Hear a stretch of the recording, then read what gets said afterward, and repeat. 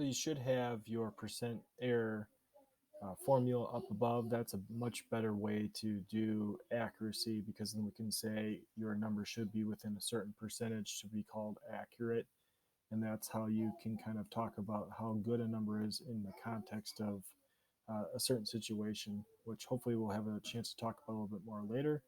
But in order to do this, you need to take your experimental value minus your true or theoretical value. So the number that you get in an experiment minus the number that you should in theory get. So we have 0.098.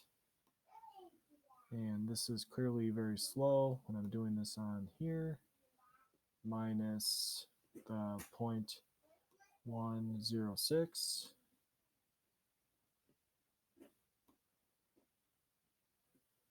And then that's in absolute value brackets.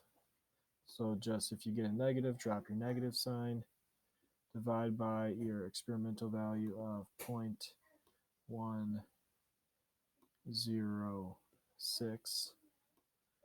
And then to turn that into percentage, of course, we need to multiply our answer by 100.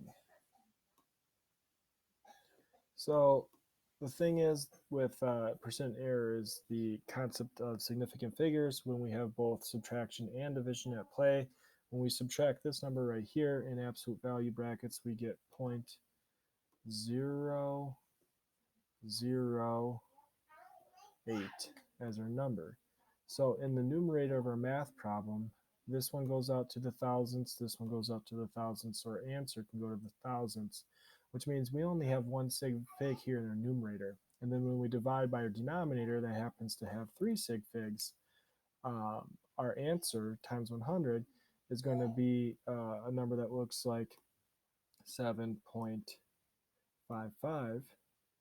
But we know that if we have a number with 1 sig fig in the numerator and a number with 3 sig figs in the denominator, if we're doing division, we can only have the fewest number of sig figs, which is right here. And so we wouldn't round this. To start with, we would only round our final answer respecting the fact that this should have 1 sig fig.